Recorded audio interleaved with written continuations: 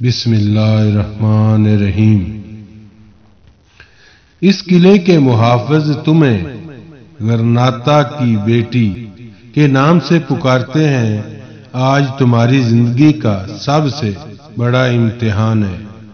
اگر تم نے ہمت سے کام لیا تو ممکن ہے یہ خواتین اور بچے دشمن کے وحشیانہ مظالم سے بچ جائیں۔ اب جنوبی دیوار کے محافظ الاؤ جلا چکے ہوں گے۔ مجھے یقین ہے کہ باہر سے آگ کی روشنی دیکھنے والوں کو یہاں کی صورتحال کا اندازہ ہو جائے گا اور انہیں یہاں پہنچنے میں دیر نہیں لگے گی، لیکن اگر دشمن نے ان کی آمد سے پہلے ہی ہماری رہی سہی قوت مدافعت کچل ڈالی اور اس مکان پر حملہ کر دیا تو ہماری آخری کوشش یہی ہوگی کہ تمہیں، تمہاری والدہ اور ان خواتین اور بچوں کو قلعے سے باہر نکال دیا جائے۔ رات کے وقت تمہارے لیے جنوب کا علاقہ محفوظ رہے گا اور تمہاری گاؤں تک ہر بستی کے لوگ تمہاری مدد کو اپنا فرض سمجھیں گے۔ اب تمہیں باہر نکلنے کے لیے تیار رہنا چاہیے۔ جب میں سیڑھی لٹکانے کے لیے دریچہ کھولوں گا تو مشعل بجھا دی جائے گی۔ آپ میں سے جو پہلے نیچے اتریں، ادھر ادھر بھاگنے کی بجائے فصیل کے قریب اپنے دوسرے ساتھیوں کا انتظار کریں اور پھر کھڑکی کی طرف اتر جائیں۔ تھوڑی دیر بعد عبداللہ سیڑھی چھت کے نیچے کی دیوار میں آئینی کھونٹیوں کے ساتھ باندھ چکا تھا۔ قلعے میں لڑنے والوں کی چیخ و پکار مکان کے قریب سنائی دے رہی تھی۔ عورتیں اور بچے دم بخود ایک دوسرے کی طرف دیکھ رہے تھے۔ عاتقہ دروازے سے منہ لگائے ایک چھوٹی سی دراڑ سے برابر والے کمرے میں جھانک رہی تھی۔ اچانک وہ پیچھے ہٹی اور چوکھٹ سے اوپر محراب کی طرف دیکھنے لگی۔ پھر اس نے ایک بڑا صندوق دھکیل کر دروازے کے ساتھ لگا دیا اور ایک چھوٹا صندوق اٹھا کر اس کے اوپر رکھنے کی کوشش کی، لیکن صندوق بھاری تھا۔ اسے کامیابی نہ ہوئی۔ عبداللہ نے کہا، بیٹی تم کیا کر رہی ہو؟ کچھ نہیں، تم میری مدد کرو، میں محراب کی جالی سے ساتھ والا کمرہ دیکھنا چاہتی ہوں، جلدی کرو، مکان پر حملہ ہو چکا ہے، شاید وہ نیچے کے دروازے کو توڑ رہے ہیں۔ عبداللہ ابھی تذبذب کے عالم میں کھڑا تھا کہ دو عورتوں نے اس کی مدد کی اور ایک چھوٹا صندوق اٹھا کر بڑے صندوق پر رکھ دیا۔ عاتقہ جلدی سے اوپر کے صندوق پر کھڑی ہو کر لکڑی کی جالی سے جھانکنے لگی۔ جالی کے سوراخ اتنے تنگ تھے کہ وہ صرف دوسرے کمرے کا نصف حصہ دیکھ سکتی تھی۔ اس نے اپنا خنجر نکالا اور پے در پے ضربوں سے بوسیدہ لکڑی کا کچھ حصہ توڑ ڈالا۔ عبداللہ بدستور چلا رہا تھا، تم کیا کر رہی ہو؟ ہوش سے کام لو۔ اور اب اس کی ماں اور دوسری عورتیں بھی بوڑھے نوکر کے احتجاج میں شریک ہو چکی تھیں۔ اس نے کوئی آدھ بالشت چوڑا سوراخ کرنے کے بعد اپنا خنجر نیام میں ڈالتے ہوئے مڑ کر دیکھا اور کہا، آپ اس قدر پریشان کیوں ہیں؟ آپ کو معلوم ہے کہ اگر میں ساری جالی توڑ ڈالوں تو بھی یہ محراب اتنی تنگ ہے کہ یہاں سے ایک 3 سالہ بچہ بھی باہر نہیں نکل سکتا۔ میں صرف یہ چاہتی ہوں کہ جب ابا جان آئیں تو انہیں اچھی طرح دیکھ سکوں۔ امارہ نے ڈوبتی ہوئی آواز میں کہا، وہ ابھی تک کیوں نہیں آئے؟ انہیں بہت دیر ہو گئی ہے۔ کمرے میں تھوڑی دیر کے لیے خاموشی طاری ہوگی، پھر زینے کی طرف بھاگتے ہوئے انسانوں کا شور سنائی دینے لگا اور عبداللہ چلایا، وہ زینے کا نچلا دروازہ توڑ رہے ہیں اور اب تم تیار ہو جاؤ۔ आतिका सब से पहले तुम्हारी बारी। उसने जल्दी से नीचे उतर कर अपनी कमान उठाते हुए कहा, नहीं, सबसे पहले इन कम सिन बच्चों की माएं जाएंगी, उसके बाद हम बच्चों को उतारेंगे, फिर अम्मी जान और उनके बाद मेरी बारी आएगी।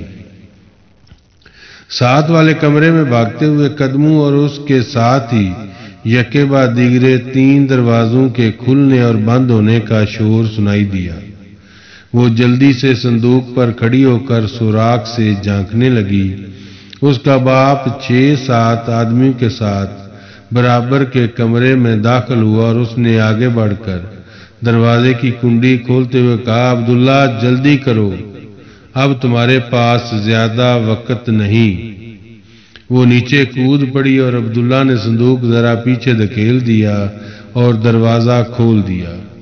नसीर के साथ 3 और आदमी अपनी बीवियों और बच्चों को अलविदा कहने के लिए कमरे में दाखिल हुए और उसने एक औरत की तरफ मुतवज्जो होकर कहा, बहन, हम आपके शौहर को तलाश नहीं कर सके, अब आप जल्दी करें, दुश्मन को यहां पहुंचने में देर नहीं लगेगी। अब्दुल्ला ने मशल साथ वाले कमरे में एक आदमी के सुपुर्द की, फिर दरवाजा बंद करने के बाद भागकर दरवाजा खोला और सीढ़ी नीचे फेंक दी। उसके बाप ने कहा, अब्दुल्ला एक बच्चा उठाकर नीचे उतर जाओ। अब्दुल्ला ने एक सानिया के लिए डुबडुबाई हुई आंखों से उसकी तरफ देखा और बच्चे को उठाते हुए कहा, आप आतिका से कहें कि वो नीचे उतरने में देर ना करे। उसने अपने बाप के कंधे पर सर रख दिया और सरापा इल्तिजा बनकर कहा, अब्बा जान, मैं आपके हुक्म की तामील करूंगी, मैं तो सिर्फ इतना चाहती हूं कि मेरी बारी सबसे आखिर में आए। आपकी बेटी को जान बचाने में पहल नहीं करनी चाहिए।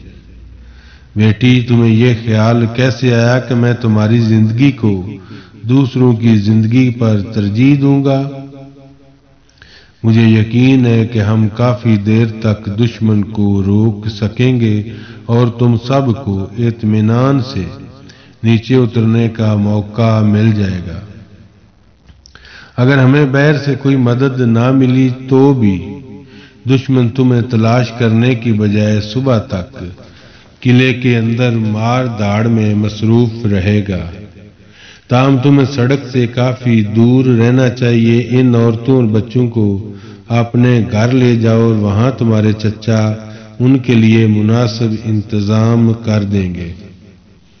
अगर तुम अपने गांव के लिए कोई खतरा महसूस करो तो अपनी अम्मी के साथ मामू के घर पहुंच जाओ। उसने बड़ी मुश्किल से अपनी सिसकियां जब्त करते हुए कहा, अब्बा जान, हम आखिरी दम तक आपका इंतजार करेंगे। थोड़ी देर बाद जब हमारा 2 कम सिन लड़कों और उनकी मां के सिवा बाकी औरतें और बच्चे नीचे जा चुके थे तो हमला आवर जीने का दूसरा दरवाजा तोड़ रहे थे। एक नौजवान ने मशल उठाकर साथ वाले कमरे में फेंक दी और नसीर का बाजू पकड़कर चिल्लाया, दुश्मन हमें किसी कमक का इंतजार करने का मौका नहीं देगा। खुदा के लिए आप भी इनके साथ निकल जाएं, गरनाता को आपकी बहुत जरूरत है।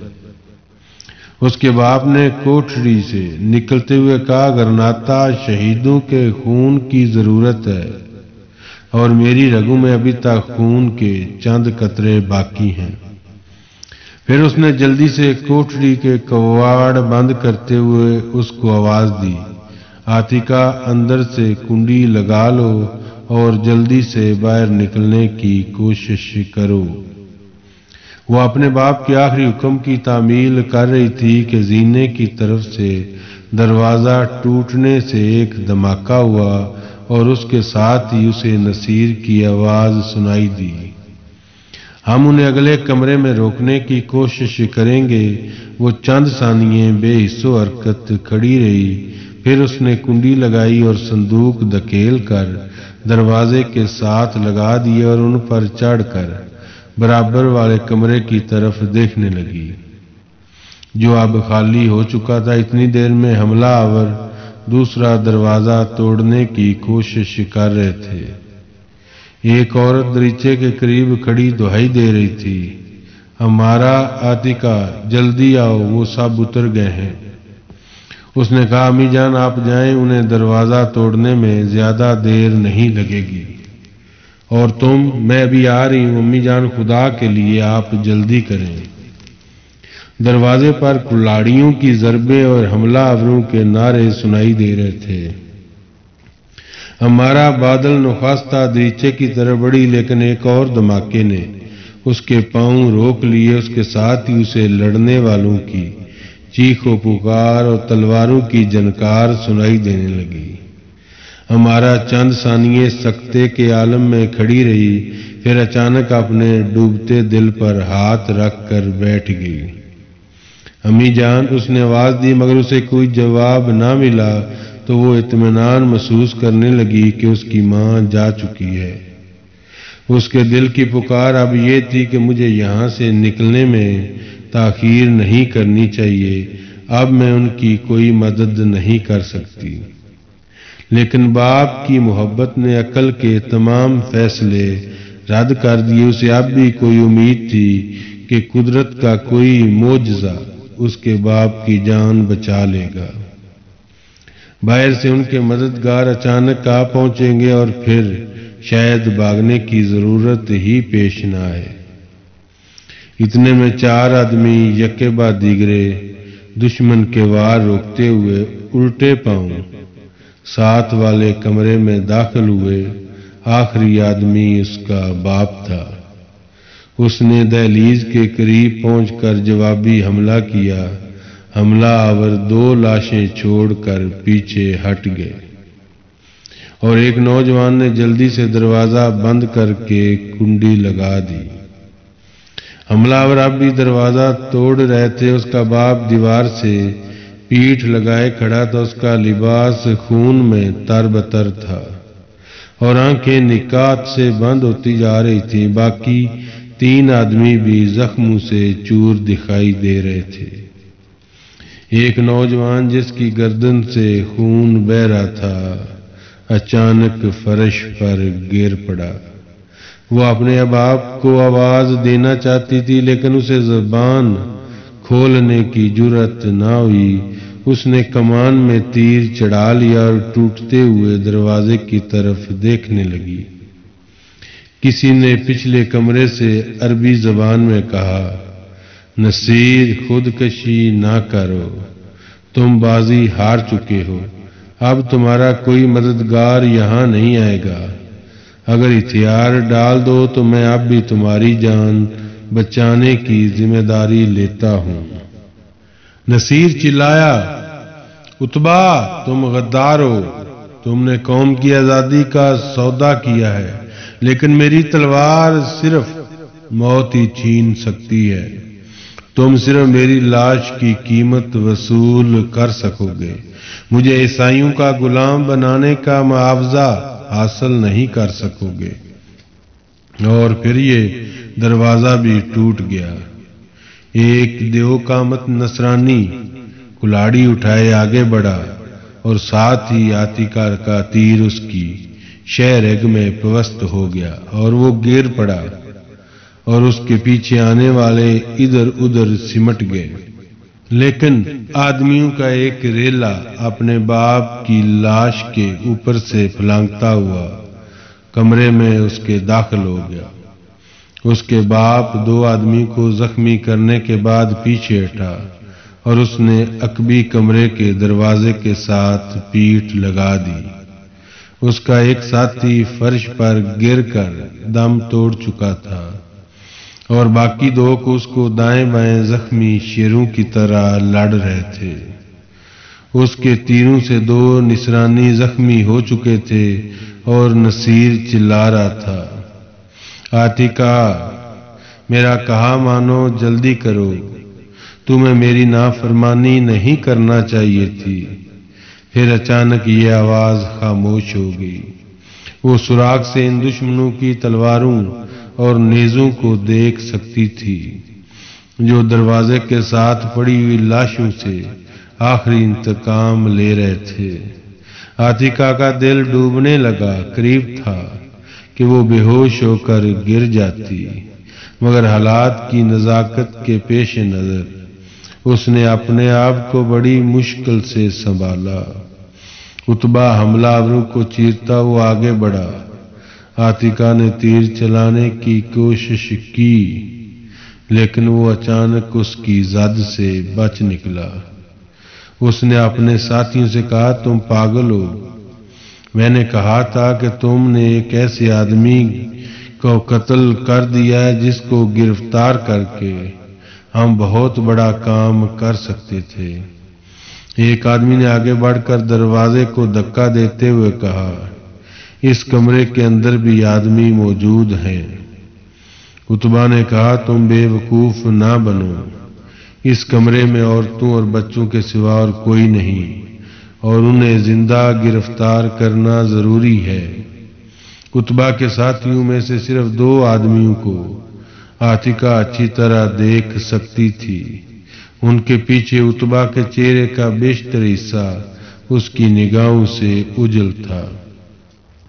उतबा ने कदरे तवक्कुफ के बाद कहा, मुझे मालूम है कि तुम अंदर हो और तुम्हारे तीरों से एक ऐसा आदमी मारा गया है जिसकी जान बहुत कीमती थी। मुझे अफसोस है कि मैं तुम्हारे बाप की जान ना बचा सका, लेकिन मैं तुम्हारी जान बचा सकता हूं। तुम्हें याद है कि मैंने तुम्हें अपने घर चले जाने का मशवरा दिया था। अब मैं तुम्हारे अलावा तुम्हारी वालिदा और बाकी औरतों को भी पनाह दे सकता हूं। हम ये दरवाजा पलक झपकने में तोड़ सकते थे, लेकिन मैं तुम्हें एक फातेह लश्कर के जुल्म और वहशत से बचाना चाहता हूं। हम ये जंग हार चुके हैं और तुम्हारे अलावा उंदलस की लाखों बेटियों को हलाकत से बचाना चाहता हूं। तुम एक आकबत अंदेश लड़की हो। मैं उंदलस के मुसलमानों को मजीद तबाही से बचाने के लिए तुम्हारे तावन का तलबगार हूं। मुझ पर एतमाद करो और ये दरवाजा खोल दो। मैं नहीं चाहता कि तुम्हें एक कैदी की हैसियत से इस लश्कर के सामने पेश किया जाए। मैं तुम्हें इज्जत के साथ घर भेजने की जिम्मेदारी लेता हूं, और तुम्हारी वजह से तुम्हारा गांव भी महफूज रहेगा। खुदारा मेरे वादे पर एतबार करो, वरना मुझे ये दरवाजा तोड़ना पड़ेगा। गुफ्तगू के दौरान उतबा का पूरा चेहरा उसके सामने आ चुका था, लेकिन जब तीर चलाने लगी तो पीछे से कोई आहट महसूस हुई। आतिका, आतिका, अब्दुल्ला ने सहमी हुई आवाज में कहा, और उसके साथ ही तीर उसके लर्जते हाथों से छूट गया। उतबा जख्म खाकर एक तरफ हटा और वो आंख झपकने में उसके दाएं अबरू के करीब कटी हुई जिल्द और छिदे हुए कान से ज्यादा ना देख सकी। उतबा चिल्लाया, एक तरफ हट जाओ, झुककर आगे बढ़ो और दरवाजा तोड़ डालो। वो जल्दी से नीचे उतर आई। आतिका, आतिका, तुम क्या कर रही हो? अब्दुल्ला चिल्ला रहा था। खुदा के लिए होश से काम लो। तुम्हारी अम्मी कहाँ है? अम्मी? उसने सरासीमा होकर कहा, वो नीचे नहीं पहुंची? नहीं, खुदा के लिए बताओ वो कहाँ है? वो इज़्तिराब की हालत में आगे बढ़ी, लेकिन दरीचे के करीब उसके पांव को ठोकर लगी और वो एक सानिया के लिए उसका सांस घुट कर रह गया। फिर वो चिल्लाई, चचा, अम्मी जान यहाँ है। मुझे मालूम ना था, मैं समझती थी ये जा चुकी हैं, ये बेहोश हैं। मैं जाने से पहले एक बार अब्बा जान को देखना चाहती थी, लेकिन वो शहीद हो चुके हैं। अब्दुल्ला ने जल्दी से अमारा को अपने बाजुओं में उठा लिया और कहा, तुम जल्दी से नीचे उतरने की कोशिश करो। मैं तुम्हारी अम्मी को छोड़कर नहीं जाऊंगा। वक्त जाया ना करो, वो दरवाजा तोड़ रहे हैं। आतिका ने दरीचे से नीचे निकलते हुए कहा, लेकिन तुम इन्हें उतार सकोगे? तुम इनकी फिक्र ना करो, अब बातों का वक्त नहीं। وہ ایک ہاتھ میں کمان لیے نیچے اترنے لگی، لیکن سیڑھی کے درمیان پہنچ کر اچانک رک گئی اور دریچے کی طرف دیکھنے لگی۔ عبداللہ دریچے سے باہر آ چکا تھا اور وہ تاریکی میں اس کے انداز سے یہ اطمینان محسوس کر رہی تھی کہ وہ تنہا نہیں۔ وہ جلدی سے نیچے اتری، فصیل کے آس پاس کوئی نہ تھا۔ وہ چند قدم پیچھے ہٹی اور کھڈ کے کنارے پہنچ کر عبداللہ کا انتظار کرنے لگی۔ عبداللہ عمارہ کو کندھے پر ڈالے سنبھل سنبھل کر سیڑھی پر پاؤں رکھتا ہوا نیچے آ رہا تھا۔ اس کا دل دھڑک رہا تھا اور وہ کمان پر تیر چڑھا کر اوپر دیکھ رہی تھی کہ اچانک دریچے میں روشنی نمودار ہوئی۔